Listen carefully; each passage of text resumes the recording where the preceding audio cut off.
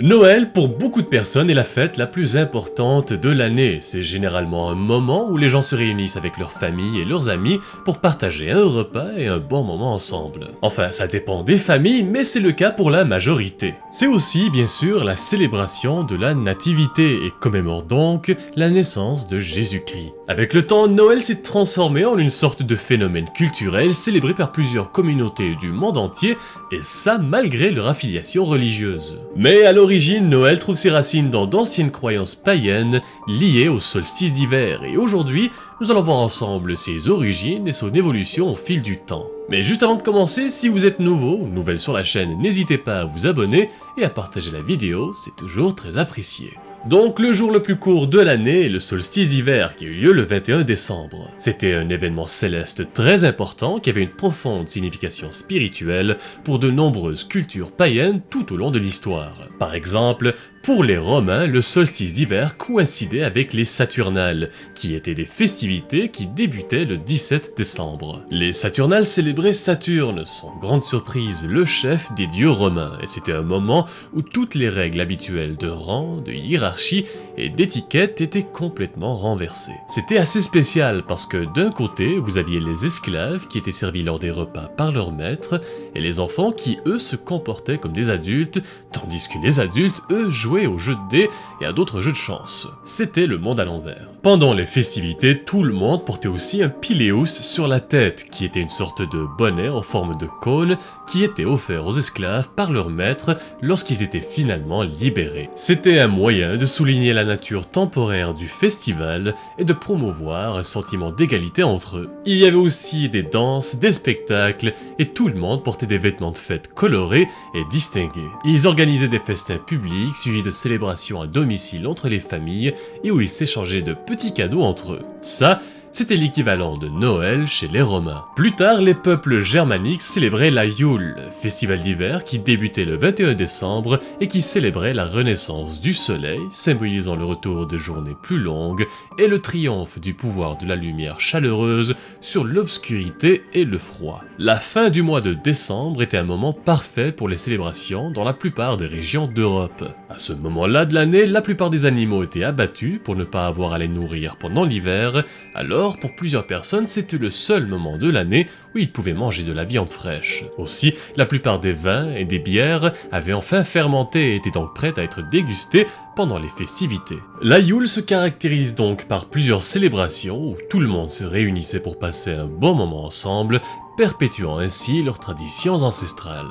Des festins très élaborés étaient organisés où par exemple des sangliers entiers étaient servis à table, les convives partageaient des boissons festives comme du vin chaud et de la bière épicée et des échanges de cadeaux étaient faits entre eux. Les enfants recevaient généralement de nouveaux vêtements pour accueillir la nouvelle année et les fins de soirée se terminaient avec tout le monde réuni autour d'un grand feu. En parlant de feu, une autre tradition très importante des célébrations du solstice d'hiver était la bûche de Yule. Cette bûche cérémonielle, souvent un grand morceau de bois ou le tronc d'un arbre complet, était soigneusement choisi et était ramené par les hommes dans la longère, puis brûlé pour symboliser le regain de force du soleil. La chaleur générée par la bûche de Yule était censée repousser les esprits malveillants et assurer une année prospère à venir. Et si ça vous rappelle quelque chose, c'est normal, la fameuse bûche de Noël, je parle ici du gâteau, qui est généralement servi à la fin du repas de Noël, fait justement référence à la bûche qu'on brûlait pendant la célébration de la Yule.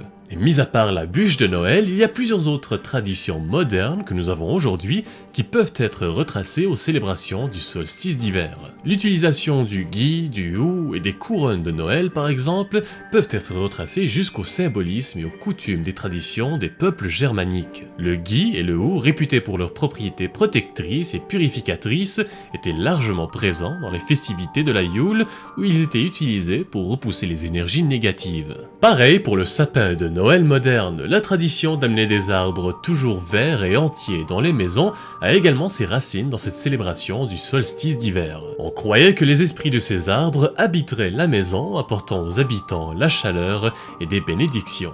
Bon, aujourd'hui, le sapin de Noël est plus un élément décoratif qui est là juste pour mettre en valeur les cadeaux, mais à l'époque, il était un peu plus important. Mais alors, comment est-ce que toutes ces anciennes traditions païennes sont-elles liées à Noël ? Eh bien, à mesure que le christianisme se répandait, les traditions païennes étaient perçues de plus en plus comme étant arriérées et sauvages. Alors, les dirigeants de l'église catholique romaine ont aligné la date de la naissance de Jésus-Christ, le 25 décembre, avec les Saturnales. On croit que l'empereur romain Constantin Ier a choisi stratégiquement le 25 décembre pour la fête chrétienne pour justement affaiblir les célébrations païennes et orienter les gens vers le christianisme. Alors, en quelque sorte, Noël aujourd'hui est une célébration qui combine la naissance de Jésus-Christ et d'autres célébrations du solstice d'hiver comme la Yule et les Saturnales. Les célébrations de Noël à l'époque médiévale étaient donc assez intéressantes parce qu'elles étaient caractérisées par une combinaison de traditions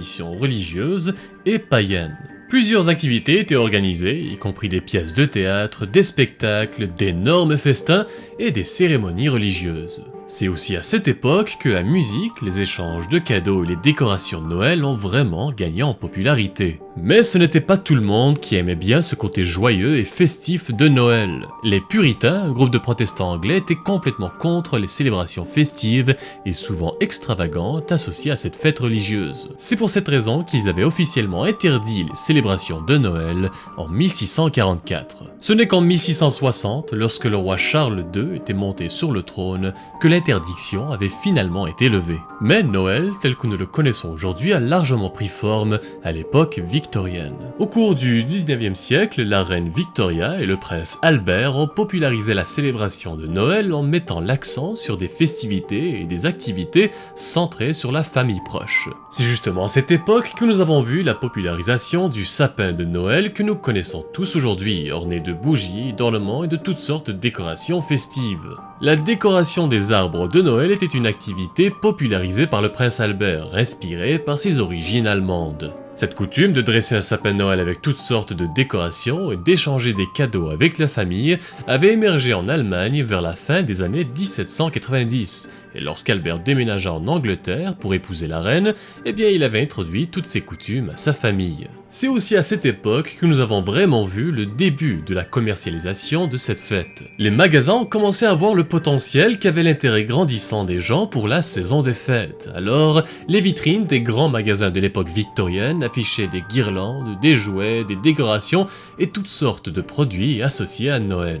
Plus tard, ce fut finalement au tour des États-Unis d'adopter toutes ces nouvelles traditions. Lorsque des visiteurs américains se rendirent en Allemagne au cours de la première moitié du 19e siècle, ils ont eux aussi vite réalisé le vaste potentiel que pouvait avoir cette célébration pour la construction nationale. L'auteur américain Washington Irving avait lui aussi participé à la popularisation de ces nouvelles traditions de Noël avec son livre Le livre des esquisses, dans lequel il décrit le Noël anglais joyeux, festif et familial où s'organisaient des festins et toutes sortes de coutumes traditionnelles.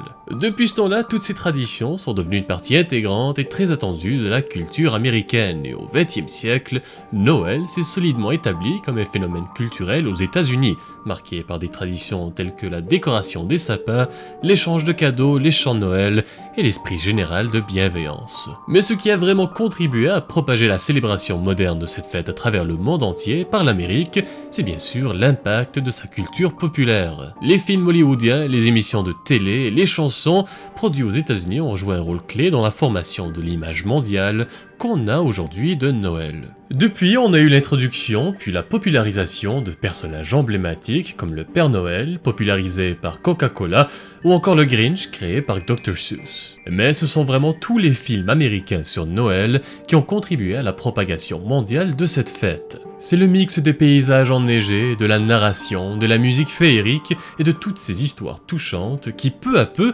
ont séduit le monde entier. Et c'est pour toutes ces raisons que Noël est aujourd'hui un phénomène culturel global. Pour certaines personnes, cette globalisation de Noël n'a fait que nuire aux vraies traditions et à la signification profonde de cette fête qui, après tout, est basée à l'origine sur des valeurs de partage. Elles estiment que l'influence mondiale, souvent dominée par des aspects commerciaux et superficiels, a éclipsé les valeurs authentiques et les coutumes qui donnent à Noël son caractère spécial et unique. Qu'est-ce que vous en pensez? Est-ce que Noël était vraiment mieux avant ou est-ce que c'est juste une question de perception? Faites-le moi savoir dans les commentaires. Bref, c'est sur ces derniers mots qu'on conclut la vidéo d'aujourd'hui sur les origines de Noël, en espérant bien sûr qu'elle vous a plu. Si c'est le cas et que vous voulez voir plus de vidéos sur la mythologie et l'histoire, je vous invite à vous abonner à la chaîne, à laisser un like et à partager la vidéo. Sur ce, joyeux Noël et bon temps des fêtes à tous et à toutes, je vous souhaite de très bonnes vacances, reposez-vous bien et à très bientôt.